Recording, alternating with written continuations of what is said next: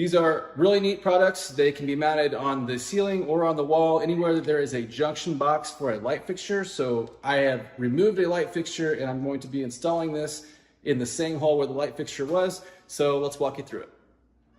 In the box, you get the light, the instructions on how to install it, but that's why you're watching the video, the mounting plate, an assortment of screws depending on the type of box you have. There should be ones in here that are compatible with it. It does come with a little screwdriver in case you don't have one, another little bracket, and some wire nuts to tie the wires together. We have the light removed, so it's all ready to go. Remember to have the power turned off when you're working with any electrical.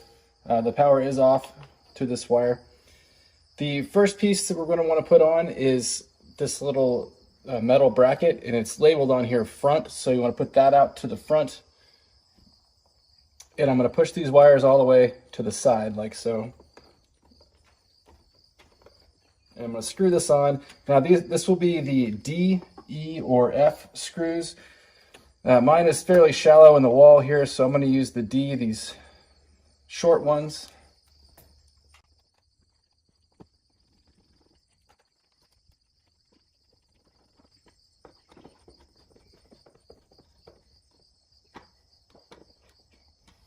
Now the main mounting bracket will screw directly to this using the A, B, or C screws, depending on how far recessed your junction box is into the wall. The main mounting bracket will go on like this with the opening on the top, so you'll have to feed all of the wires through the opening.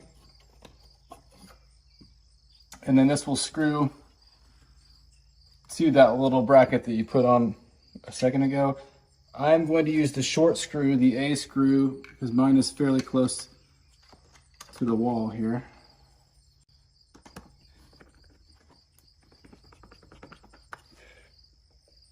And that's going to be what you mount the light on.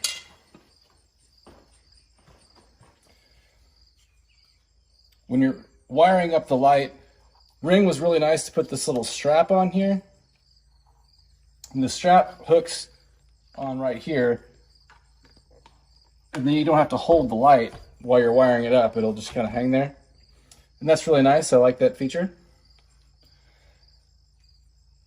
To wire these on, you'll need to remove the insulation that's sticking out there.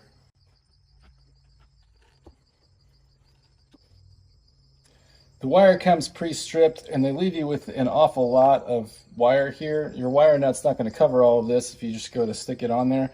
So you can either cut some of it off, or I'm going to try to just fold it in half and twist it up.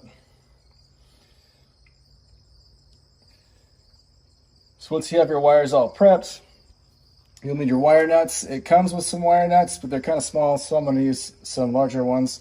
White to white, black to black, and green is the ground, which is the uninsulated wire right here.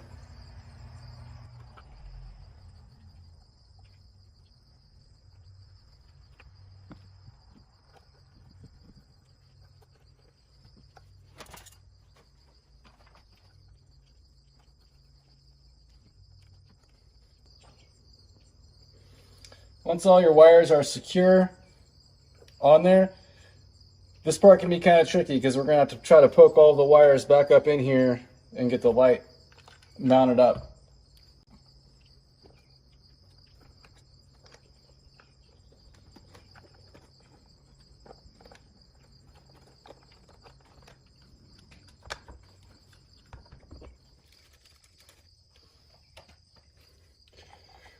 Once you have all the wires poked in there and you've got the light pushed all the way on, you use these little white caps to secure the light to the bracket.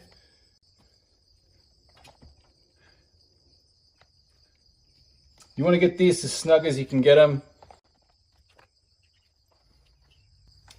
The little screwdriver that comes in the Ring kit also will screw these on. You just take the bit out and use the end of it to tighten those down. Once you have everything mounted up there and it's secure, you just aim the lights where you want to have them and point the camera, and you'll be ready to install the software for the camera. To do so, you will use the Ring app, and you'll scan the QR code in the instructions to link this camera to the app, and it's very easy. You just follow the prompts in the app. If you're going with the Ring Floodlight camera, remember, anywhere that you install this, you'll need to have the power on all the time. So a lot of these outside floodlights are on a switch on the inside, so you'll either need to leave the switch on all the time or remove the switch altogether. That's how you install a Ring Floodlight camera.